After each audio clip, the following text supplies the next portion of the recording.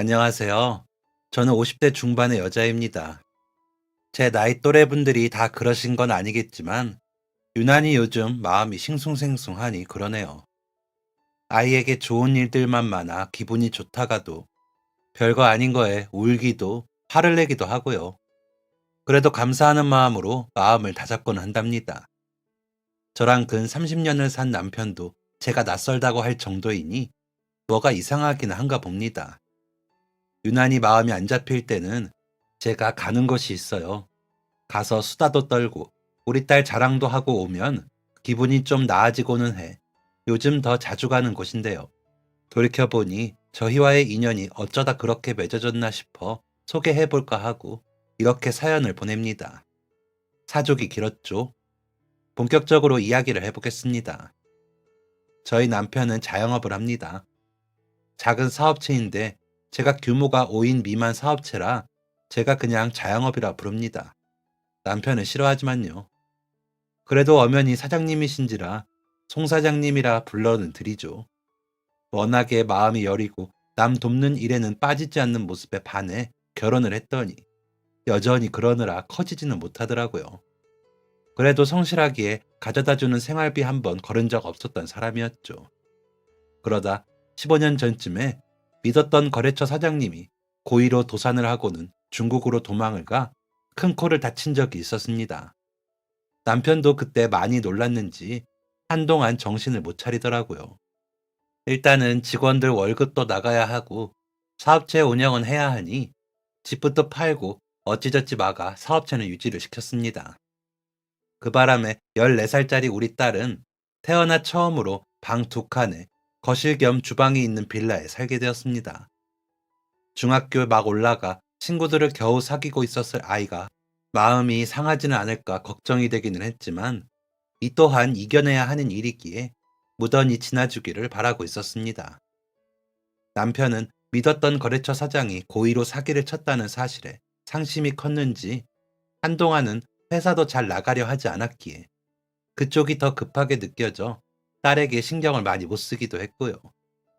한창 예민할 나이의 아이에게 지금 생각해도 미안한 일이랍니다. 그런데도 저희 딸은 오히려 엄마, 행복은 불행과 단짝이래. 우리 여태 행복했으니까 약간은 힘든 일도 있는 거겠지? 어쨌거나 아빠 회사 아주 망한 거 아니라며. 그럼 언젠가는 다시 잘 되겠지. 라고 의젓하게 말해줄 줄 아는 고마운 아이였습니다. 그래서 남편부터 다독이느라 아침 저녁으로 제가 회사에 데려다 주고 데리고 오는 생활을 한 3개월 정도 했던 것 같습니다. 제 회사보다 남편의 회사가 더 멀었는데도 그렇게 했습니다. 부부가 어려울 때 곁에 더 있어줘야 할 것 같더라고요. 그러다 문득 남편이 저에게 당신, 나 때문에 힘들지? 우리 선유도 아빠 때문에 힘들 거야. 그렇지? 라고 묻더라고요. 그래서 힘들긴 뭐가 힘들어? 당신이 죄 지었어? 당신이 나쁜 뜻으로 그 사람들 회사에 납품했어? 왜 당신 때문이야? 당신 잘못한 거 하나도 없어. 고의로 도산한 놈들이 나쁘지. 우리 다 같이 살 집 있으면 됐고, 당신 몸 안 상하고 일 다시 시작할 수 있으면 됐어. 우리가 뭐 길바닥에 나앉은 것도 아닌데 뭐가 문제야? 라며 별거 아니라는 듯이 말을 했더니 남편이 고맙다 라면서 울더라고요. 그런 남편에게 울지 마. 앞으로 더 잘 되려고 이런 일도 생기나 봐. 선유도 그러더라. 그간에 행복하기만 해서 잠깐 힘든 거라고. 그러니까 심기일전해서 다시 해보자. 라고 했습니다. 남편은 말은 못하고 연신 눈물만 닦더니 웃더라고요. 그렇게 눈이 퉁퉁 부어서 집으로 들어와 괜히 딸아이한테 안아달라고 조르더니 딸이 안아주니 씩 웃고 옷 갈아입더라고요. 솔직히 힘들지 않다면 거짓말이었겠죠. 작은 사업체였어도 벌이가 괜찮았고 그 일로 남편의 회사가 떠하는 비용이 꽤 되기에 약간의 대출도 받았거든요. 하루아침에 월세집으로 밀려난 심정은 당해보지 않으면 그 고통을 모를 겁니다. 하지만 너무 처져 있는 남편 앞에서 저까지 그런 티를 내고 싶지 않았고 남편을 몰아붙이고 싶지 않았습니다. 그 물량 맞추느라 야근도 한 달 내내 하면서 고생한 남편을 현실이 고대졌다고 비난할 수는 없는 일이기도 했고요. 좋은 게 좋은 거라고 생각했죠. 그래서 저는 그 극복 방법으로 남편을 더 챙기고 수고했다 하고 웃었습니다. 웃으면 복이 온다고 했으니 그 말을 믿었죠. 종교도 없지만 세상의 모든 신들께 기도도 했습니다. 제 마음이 변하지 않게 해달라고요. 제가 더 나은 사람이 될 수 있게 해달라고도 기도하면서 어려운 시기를 이겨내보자 했죠.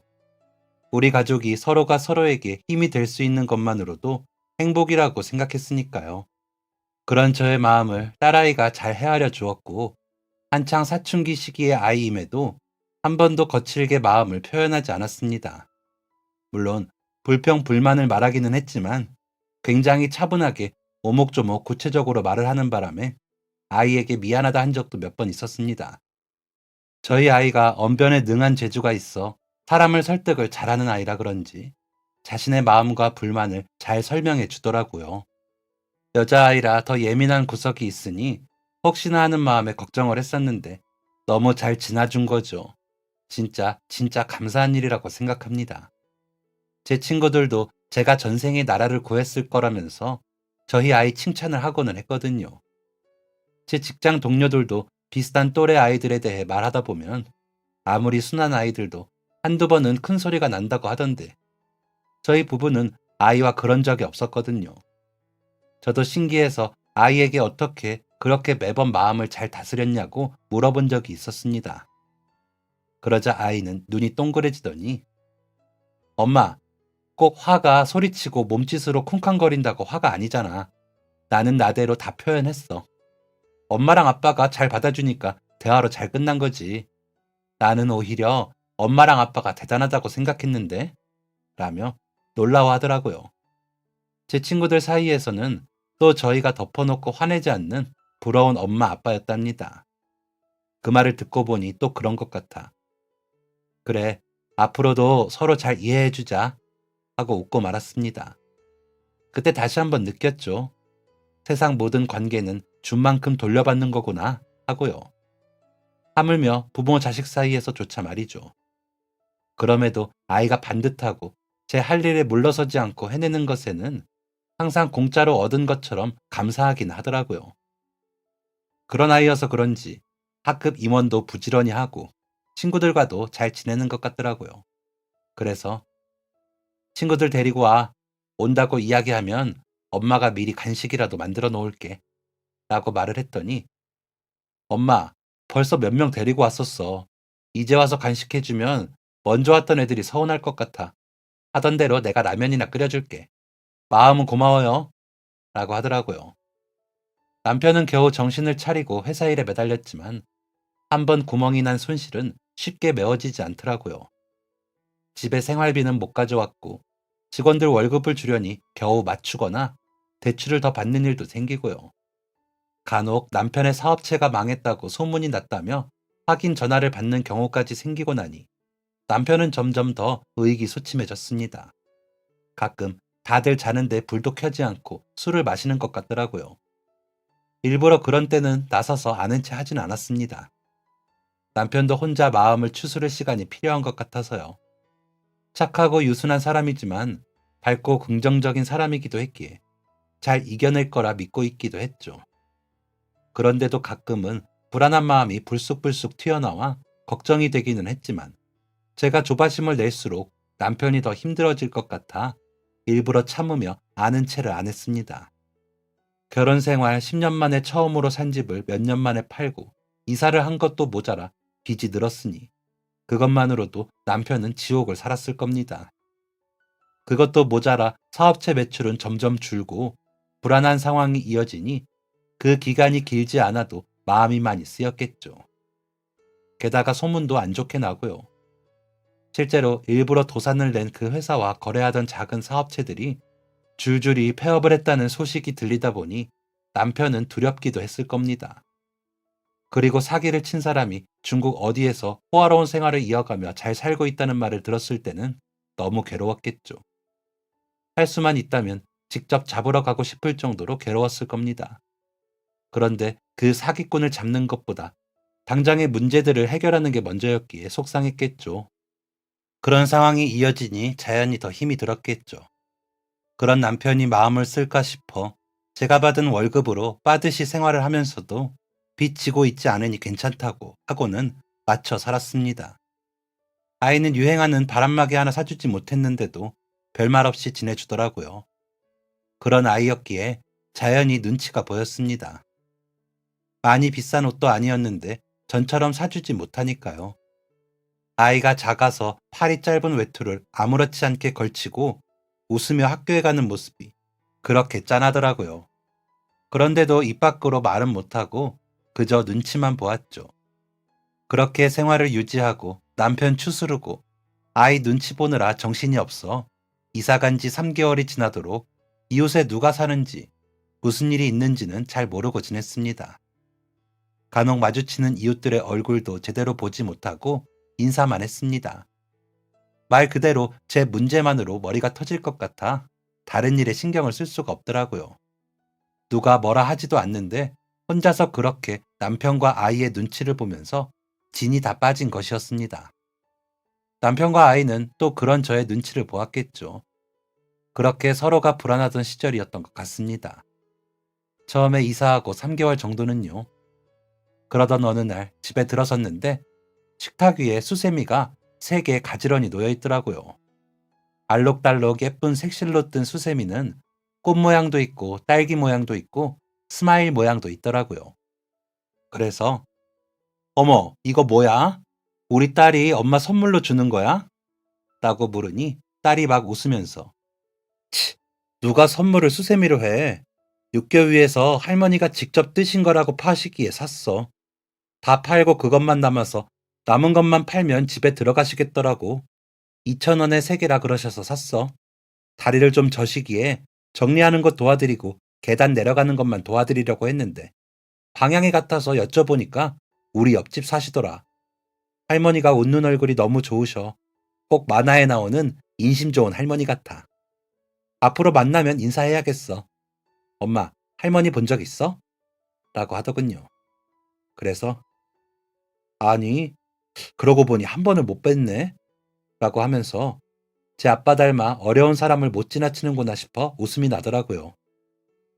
할머니 도와드린 거는 너무 잘했네. 우리 딸이 엄마보다 낫다. 하며 칭찬해주고 그렇게 지나쳤습니다.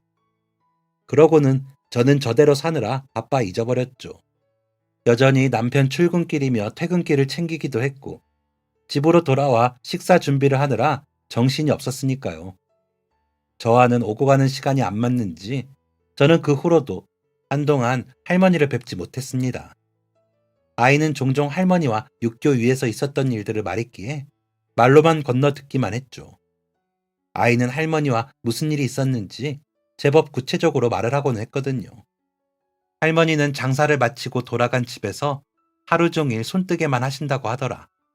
솜씨가 너무 좋으셔서 곁에 앉아 손뜨개 하시는 걸 보면 시간 가는 줄도 모른다는 이야기도 했습니다. 일부러 찾아가긴 뭐하고 마주치는 날만을 기다리며 현관을 오고 갈 때마다 마주선 옆집의 문을 바라보곤 했지만 좀처럼 할머니와 마주치지는 못했습니다. 그러다 주말에 쓰레기 버리고 집으로 돌아오는 길에 현관문 앞에서 옆집 할머니와 마주치게 되었습니다. 안녕하세요. 선유 엄마죠? 라며 아는 체를 하시는데 아이 말대로 인상이 좋으시더라고요. 네, 안녕하세요. 이제야 뵙네요. 아이가 육교에서 만났다고 말하더라고요. 라고 했더니 아유, 어쩜 아이 교육을 그렇게 잘했어요. 선유가 참 착해. 일부러 나 기다렸다가 진 들어줄 때도 있어요. 요즘 그런 아이가 어디 있어. 너무 예뻐. 아이 엄마가 잘 가르쳐서 그러지. 라고 하시더라고요. 그래서 아이가 워낙 착해요. 저도 그 덕에 잘 지내고 있고요. 예쁘게 봐주셔서 감사합니다. 라고 답을 했습니다. 그러자 다시 인상 좋게 웃으시더니 내가 걷는 게 불편한 걸 알고는 도와주느라 일부러 육교에 같이 있을 때가 있어요. 내가 일부러 그래서 일찍 정리하고 들어올 때도 있는데 나도 팔아야 생활을 하니까 조금 지체하면 선유가 와서 기다려줘요. 너무 고마워. 내가 수세미라도 더 주고 싶은데 받지도 않고 맨날 됐대. 라며 제 손에 가방에서 꺼낸 수세미 몇 개를 쥐어주셨습니다. 그러시더니 이거 아기 엄마가 받아줘요. 내가 그래야 마음이 편할 것 같아. 응? 이라고 하시면서 내가 겨울에는 목도리랑 장갑도 떠서 팔아요. 모자도 하고 내가 올해는 우리 선유 걸 제일 먼저 떠서 선물할 거예요. 라며 환히 웃으시는데 너무 감사하더라고요. 그래도 수세미를 너무 많이 주신 것 같아. 저번에 아이가 사온 것도 아직 있어요. 이건 너무 많아요. 라며 사양을 했더니 이거 안 받아주면 다시는 선유 내 곁에 못 오게 할 거예요.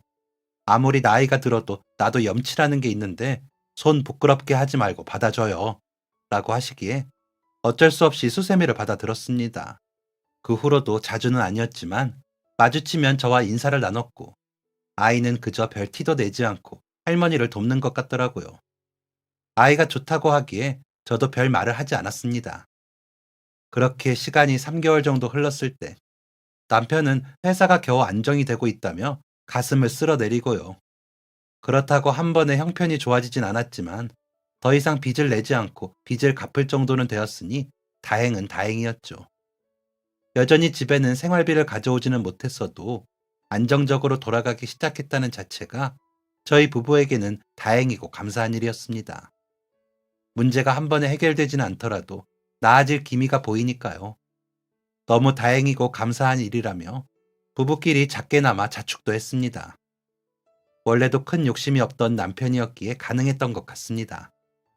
사실 사업체도 본인이 차리려고 한 게 아니라 아버님이 은퇴 후에 차려서 하시던 걸 갑자기 돌아가시게 되면서 남편이 갑자기 물려받게 되어 어설프게 제대로 준비도 못하고 시작한 거라 고생 많이 했었거든요. 그냥 폐업을 하겠다더니 들여다보니 괜찮은 사업이라며 이어서 해보고 싶다고 하더라고요. 아버님께서 내가 잘 키워서 꼭 너 물려줄 테니까 너가 이어서 해. 이 분야가 지금은 개척지어도 잘만 키워놓으면 나중에 너도 좋을 거다. 라고 하셨었대요. 그래서 회사 서류를 꼼꼼히 보다 보니 초기 단계라 아직 수익이 안 난 거지 이어가면 괜찮겠더라 하더라고요. 그 길로 다니던 회사를 그만두고 퇴직금으로 아버님이 내신 손실을 메꾸고 제대로 해본다며 운영 방식을 정비해 회사를 운영하고 있었기에 애착도 컸고요. 아버님이 그렇게 갑자기 황망하게 돌아가시지만 않았어도 남편이 고생을 덜 했겠지만 여튼 남편이 자리 잡느라 고생 많이 했죠. 거래처도 아버님 때부터 하던 회사들과 돈독하게 지냈고 수익을 내기 시작할 때 그 난리가 났던 거였죠. 얼마나 많은 회사들과 엮였는지 한동안 주변 다른 회사들도 어려웠다고 들었습니다. 그 와중에 못 버티고 그만두신 사장님들도 많았고요. 실버 세대의 비율이 높아지다 보니 노인분들 상대로 보조기구를 판매하는 분야라 제 눈에도 전망이 높아 보였습니다. 많이 팔아서 떼돈을 벌 수 있기보다 꾸준히 판매와 생산이 가능한 분야라고 생각이 들었거든요. 외국에서 수입한 비싼 제품들보다 더 저렴하면서도 가볍고 튼튼한 제품 개발에 아버님이 투자를 많이 해놓으신 상태라 도전해볼 만했죠. 만약에 남편이 욕심이 많았다면 이어서 하기 어려운 분야였던 거죠. 하지만 남편은 주변의 어려운 사람들을 돕고자 하는 마음도 크고 누군가에게 도움이 되는 물건을 만들 수 있다는 사실에 더 마음이 동한 것 같더라고요. 그래도 꾸준히 판매 실적은 늘었고 그에 따라 제품도 업그레이드가 되어 보완된 제품을 팔 수 있었습니다. 그러다 보니 요양원이나 병원에서 찾아주셨고 점점 이름이 나기 시작했던 거죠. 사건이 나고 8, 9개월 만에 겨우 제자리를 찾은 것이 얼마나 다행인지 모르겠습니다. 남편은 날이 추워지니까 눈 오면 어르신들이 미끄러지시거나 넘어지시지 않도록 제품을 개발해야겠어.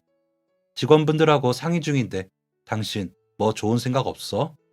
라며 묻더라고요. 하지만 선뜻 생각이 나지 않아. 나도 생각 좀 해볼게. 진짜 필요할 것 같아. 우리 집 앞에도 있는 저 육교를 노인들이 눈이 오고 나서 얼고 난 후에 이동하시려면 얼마나 힘드시겠어. 그렇다고 집에만 계실 수도 없고 옆집 할머니도 육교 위에서 장사하신다던데 한번 여쭈어 봐야겠다. 라고 말을 했습니다. 그러자 남편은 그래? 그럼 한번 여쭈어봐. 그리고 필요하신 제품 있으면 이야기해. 우리 제품 챙겨드리게. 라면서 기분 좋아하더라고요. 실망하고 힘들어하던 모습에서 벗어난 남편의 모습에서 전처럼 활기를 찾아가는 모습이 너무 보기 좋았습니다. 그래서 자주 마주치지는 못하는 할머니께 여쭈어 보겠다고 큰 소리를 쳤죠. 그런데 그날 딸아이가 집으로 오더니 엄마, 오늘은 할머니가 안 나오셨더라고. 어제 그런 얘기 없으셨는데. 라고 하기에 어디 가셨나 보다. 갑자기 가셨거나 선유한테 말하기 쑥스러우셨던 거 아닐까? 하고 답을 하고는 별일 아니겠지 싶었습니다. 그래서 혹시 내일 할머니 만나면 이동하실 때 보조하는 기구들의 어떤 점들이 불편한지 아니면 겨울철 눈이 오거나 그 후에 어떤 부분이 있는지 여쭤봐 줄래? 엄마보다는 선유가 더 많이 마주치니까 하고 아이에게 역할을 맡기기까지 했습니다. 아이는 임무까지 맡다 보니 마음이 더 쓰였는지 엄마, 혹시 할머니 보면 나랑 만나서 같이 들어오자고 꼭 이야기해줘. 그래야 나도 그런 거 여쭤보지. 라고 하더니 학교에 가더라고요. 그래서 저도 출근을 하며 옆집에 무슨 소리가 나나 싶어 귀를 기울여 봤지만 아무 소리 안 들려 어디 가셨나 하며 출근을 했습니다. 그날 저녁 퇴근해 집으로 와보니 엄마, 아무래도 할머니 무슨 일 있으신가 봐. 오늘도 육교에 안 계셔서 집을 두드렸는데 아무 소리도 안 나는 거야. 몸이 안 좋으셔서 못 일어나신 것 같아. 어떻게 옆집 문을 열고 들어갈 방법이 없을까? 라며 아이가 어쩔 줄 몰라 하더라고요. 그도 그럴 것이 아이에게 들어보니 할머니가 가족분들이 안 계시다고 하더라고요.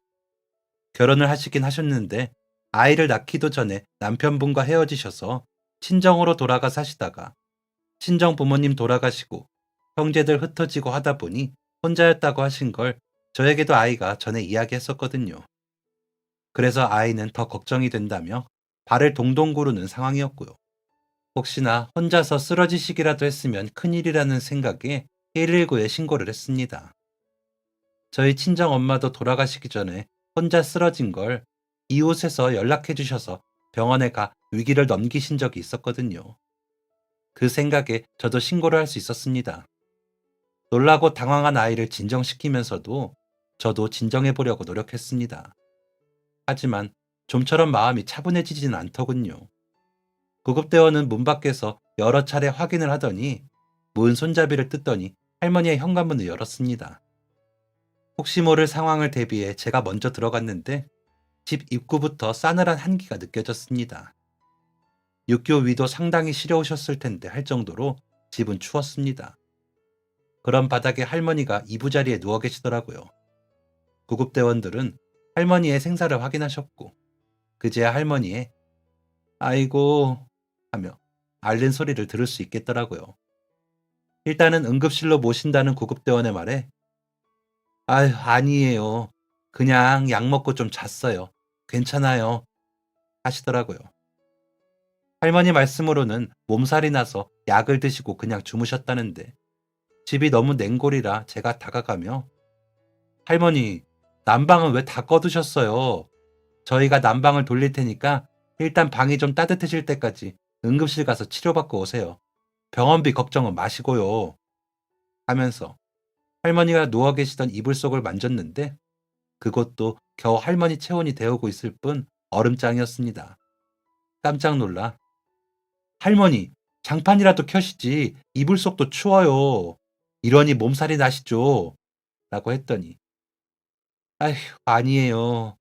가스는 끊겨서 음식도 버너에 해먹는데 전기장판은 고장이 났는지 갑자기 며칠 전부터 안 돼. 그래서 그런 거야. 괜찮아요. 하시는데 그대로 계시다가는 할머니 큰일 나실 것 같아. 그럼 일단 저희 집으로 가세요. 저희 집에서 몸 좀 녹이세요. 하고는 할머니를 부축해 저희 집으로 모셨습니다. 일단 비상약을 드리고 난방을 켜고 아이 방으로 모셔서 누우시게 했습니다. 저희 집에 전기장판이 아이 방에만 있었거든요. 남편이 워낙 더위를 많이 타 저는 전기장판을 못 갈았어요. 아이는 추위를 잘 타는 아이라 전기장판을 깔아주었죠. 할머니는 좀 따뜻해지니 몸이 풀리셨는지 이내 잠이 드셨습니다. 남편은 문고리를 고치고 할머니 집을 문단속하고 왔고 아이가 죽을 끓이겠다며 쌀을 씻기에 제가 마무리하여 죽을 끓였습니다. 할머니께서 깨시면 드시게 하려고요. 아이가 불편할까 싶어 오늘만 아빠랑 자. 엄마가 할머니 곁에 있을게. 아빠가 내일 시간 내셔서 동사무소에 할머니 지원받으실 거 있는지 알아보신대. 당분간은 할머니 여기 계시게 할 것 같아. 라고 했더니 고개를 끄덕이면서 엄마, 그런데 전기장판이 얼마나 해? 라고 묻더군요. 그래서 가격대야 다양하지. 저렴한 건 저렴하고 두툼하고 좋은 건 비싸고 라며 대답을 했더니 고개를 끄덕하더군요. 그렇게 그날 밤을 지냈습니다. 할머니는 고단하시고 많이 아프셨는지 앓는 소리를 내시면서도 깨지 않고 주무셨습니다. 혹시나 늦게라도 일어나 식사를 하실까 싶어 자면서도 중간에 일어나 살폈지만 그냥 쭉 주무시더라고요. 다음날 아침에서야 겨우 일어나시기에 죽을 한 그릇 내어드리고 다시 약을 드렸습니다. 그러고는 아이 아빠가 동사무소 가서 혹시나 지원 받으실 수 있는지 알아본대요. 그러니까 뭔가 조치가 나올 때까지 저희 집에서 지내세요. 오늘은 저기 솥에 죽 끓여놨어요. 선유가 학교 끝나고 와서 도와드릴 거예요. 그때까지 좀 푹 쉬세요. 라고 말씀을 드렸더니 할머니가 막 우시면서 아유, 아기 엄마, 내가 너무 신세를 지내. 매일 선유가 도와주는 것도 내가 은혜를 못 갚았는데 이렇게 병간호까지 하게 했어. 미안해. 내가 면목이 없어. 라면서 흐르는 눈물을 막 닦으시는데 마음이 너무 좋지 않더라고요. 저희 친정엄마 생각도 나면서 마음이 아팠습니다. 저희 친정엄마께서는 딸만 셋을 낳고 구박이란 구박을 다 받으시다가 술에 도박에 바람까지 피우는 아버지의 폭력을 견디지 못하고 이혼을 하셨거든요. 외갓집에서는 여자가 참고 살아야지 남사스러운 줄도 모르고 이혼을 했다며 받아주지도 않으셔서 언니들과 저희를 먹여 살리시느라 고생만 하다가 저까지 시집 보내시고 돌아가셨거든요. 당뇨였다는데 그것도 모르고 있다가 갑자기 쇼크가 와서 쓰러지시더니 쇼크가 재발을 해서 돌아가셨는데 그때 집에 아무도 없이 혼자 계시다가 돌아가셔서 제가 두고두고 마음 아파하고 있거든요. 그런데 그 할머니의 모습에서 저희 친정 엄마의 모습이 보인 것 같아 순간적으로 저도 눈물이 많이 흘렀습니다. 할머니와 친정 엄마의 나이 연배도 비슷해 더 그런 생각이 들었는지 모르겠습니다. 그래도 출근을 해야 하니 할머니께 집으로 가지 마시고 계세요. 아셨죠? 하며 당부에 당부를 하고 출근을 했습니다. 그리고 그날 하루를 어떻게 보냈는지 모르겠습니다. 조금이라도 일찍 마치려고 정말 열심히 일을 했던 것 같네요. 서둘러 집에 도착해 보니 아이가 할머니 식사도 챙기고 약도 더 사가지고 와 드렸더라고요. 그러더니 저를 조용히 구석으로 부르더니 엄마, 전에 나 청소년 문학상 탄 거 기억나? 하고 묻기에 그렇다고 하니 거기서 상금 나오는 건 내가 쓰고 싶은데 써도 된다고 해서 이거 샀는데 라며 커다란 가방 같은 걸 내밀더라고요. 그래서 보니 전기장판이었습니다. 제가 놀라서 보니 당장에 필요하실 것 같아서 할머니 성격에 분명히 빨리 가신다고 하실 거고 난방도 안 되는 집에 그냥 가시게 할 수가 없어서 내가 샀어. 그동안 나랑 말동무도 해주시고 뜨개질도 가르쳐 주셔서 뭐라도 선물해야지 했는데 지금 할머니께는 이게 제일 필요한 것 같아서 라고 하는 아이를 저는 와락 끌어안았습니다. 아이고, 이렇게 똑똑하고 마음씨 착하고 예쁜 딸이 정말 엄마 뱃속에서 나왔어? 너무 고맙다. 우리 딸 겨울옷 없어서 엄마는 그거 살 줄 알았지. 그런데 할머니 위해서 쓸 줄도 알고 너무 대단하다. 라며 등을 토닥여 주었습니다. 그러자 딸은 웃으며 할머니한테 뜨개질 배운 값이야. 세상에 공짜가 어디 있어? 라고 답을 하더라고요. 기특하고 감사했습니다. 아이가 너무 착하게 잘 자라주고 있는 것 같아서요. 할머니는 그 후로도 이틀을 저희 집에 계셨습니다. 따뜻한 물에 씻을 수 있게 도와드리고 빨래도 해서 널어드렸죠. 할머니는 어머, 너무 고마워요. 하시면서 인사를 하셨지만 "어유 이게 뭐 별거라고 그러세요. 마음 쓰지 마세요."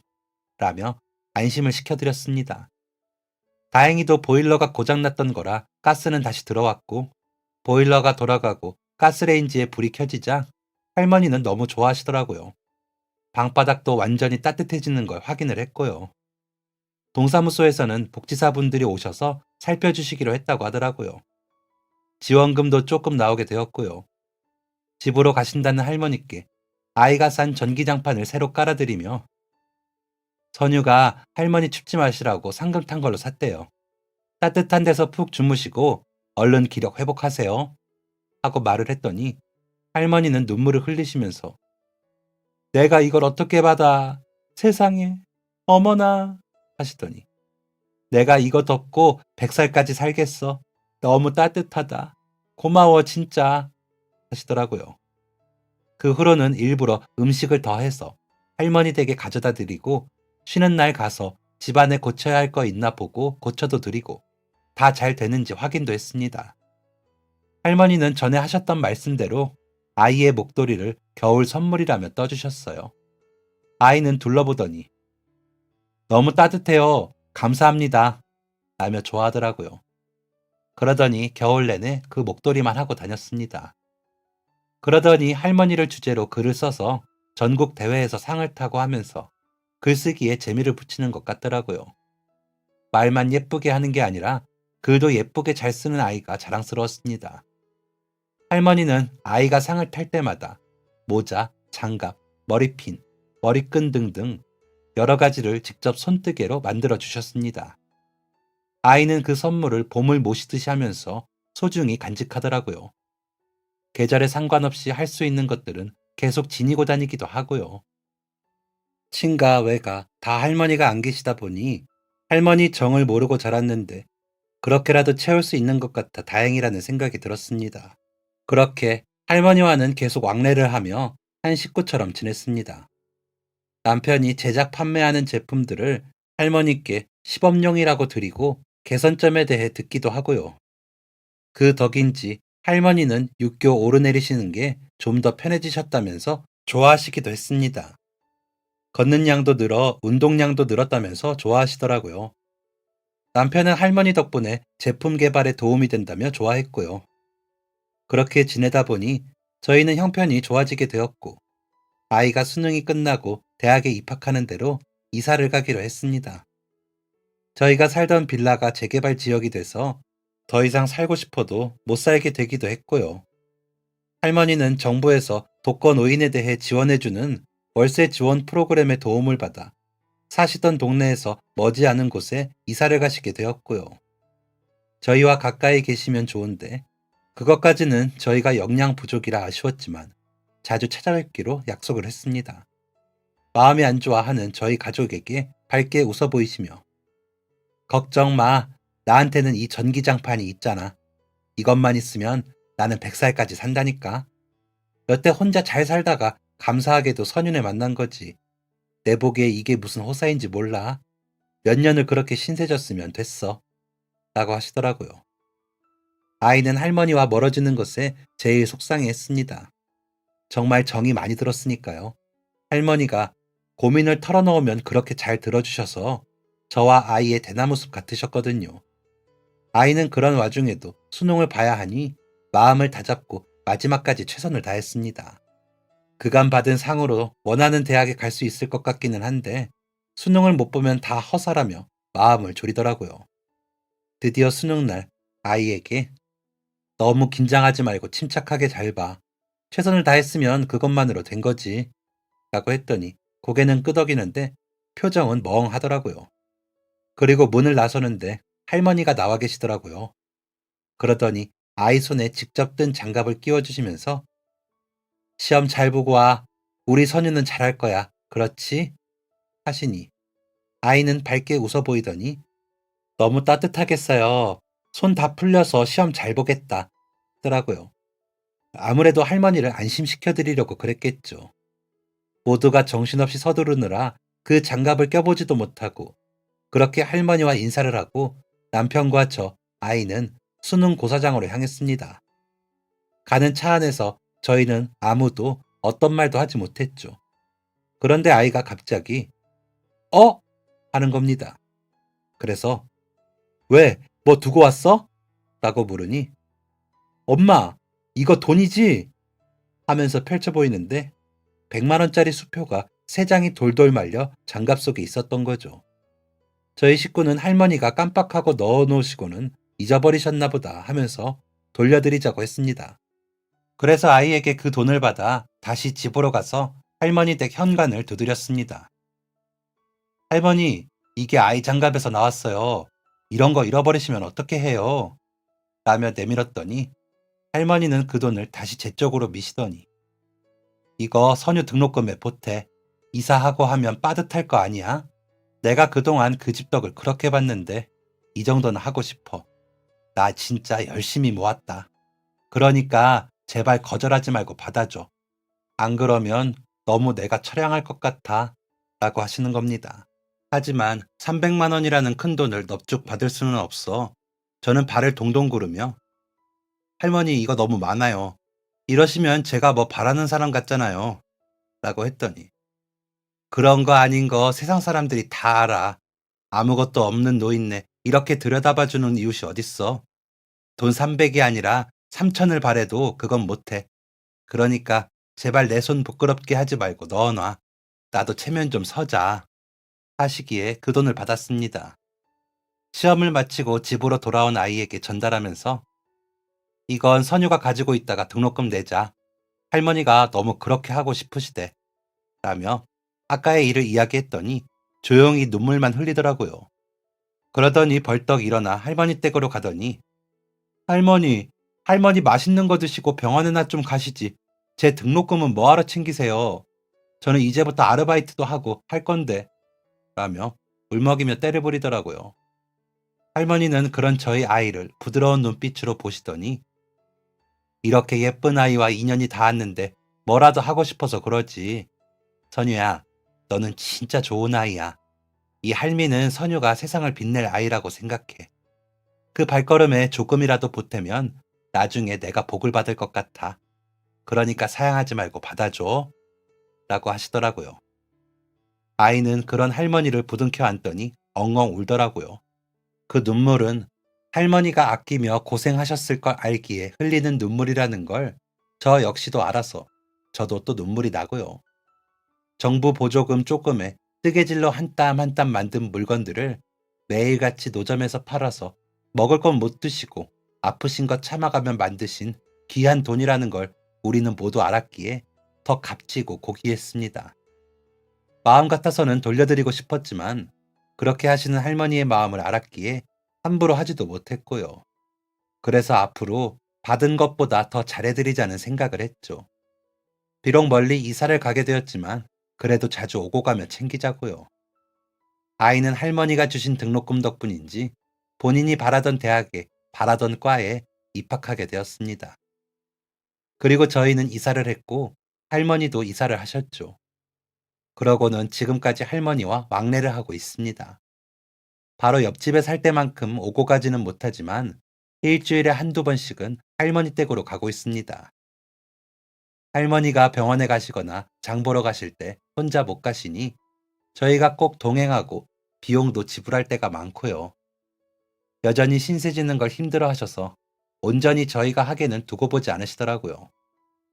할머니는 작년 가을까지만 해도 계속 손뜨개로 만든 수세미와 목도리, 모자, 장갑을 떠서 파셨지만 겨우 내 몸이 약해지시더니 요즘은 자주 나가지도 못하시더라고요. 저나 아이가 가서 산책을 도와드리고는 있는데 점점 걸으시는 거리가 적어지네요. 100살까지 사신다는 약속을 잊으신 건지 "아유, 나는 당장 내일 죽어도 여한이 없어. 애기 엄마 덕에 진짜 호강한다." 라며 웃으십니다. 그럴 때마다 마음이 무너지죠. 제 대나무 숲이자 친구이신 할머니가 약속대로 100살까지 사실 수 있게 응원 좀 해주세요. 할머니가 이 채널 이야기 들으시는 거 좋아하시거든요. 아마 사연 읽어주시면 "아이고, 내 얘기 나오니까 더 재미있다" 하시면서 계속 반복해서 들으실 것 같습니다. 그러니 건강하게 오래오래 사시라고 많은 분들이 할머니께 기운을 주시면 감사하겠습니다. 그 자리에 계셔만 주셔도 저희에겐 힘이 되니 어디 가실 생각 마시고 약속대로 100살까지 살아주시라고도 전해주시고요. 그리고 이제 곧 새 신부가 된 우리 딸에게 엄마는 항상 너가 자랑스러웠고 항상 감사했다고도 전해주시면 감사하겠습니다. 남편에게는 너무 고생 많았고 지금도 고생하는 거 아는데 우리 남은 인생도 열심히 잘 살아보자고 전해주시고요. 제가 주절주절 말이 많았죠. 여러분들도 가까운 이웃부터 보살피는 것을 시작으로 주변을 돌아보시는 게 어떨까요? 앞서 사연 속에서도 이야기했지만 세상에 공짜는 없고 제가 베푼 만큼 다시 돌아오더라고요. 그게 인생이라고 하더라고요. 할머니도 젊을 때 친정 식구들 돌보기만 하시다 혼자 되셔서 아무도 없다 싶으셨는데 갑자기 저희가 나타나더래요. 그런 거 보면 복이 되돌아온다는 말이 정말 맞는 것 같습니다. 물론 모든 것에 보상을 바라면서 할 수는 없지만 내가 하는 선행이 언젠가 나와 내 가족에게 좋은 영향으로 돌아온다고 생각하면 행동하기가 더 쉬워지지 않을까 하는 생각을 해봤습니다. 남편과 저는 좀 더 많은 분들을 돕고 싶어 독거노인 분들에게 저희 제품을 무상으로 나눠드리고 있고요. 생활비 지원도 일부 해드리도록 지정 기부를 하고 있습니다. 할머니를 생각하니 그렇게 행동하게 되더라고요. 도움을 필요로 하는 분들이 분명히 더 있거든요. 그렇다고 저희만 베푸는 것은 아닙니다. 덕분에 저희 제품이 더 알려지니까요. 그것조차도 저희가 베푼 만큼 되돌아오는 것이겠죠. 다시 한번 할머니께 오래 사시라고 말씀드려 주시고요. 여러분들도 무탈하게 행복하시길 바라겠습니다. 감사합니다. 지금까지 사연 들어주셔서 감사합니다. 사연이 재밌으셨다면 구독과 좋아요를 눌러주세요. 감사합니다. 안녕히 계세요.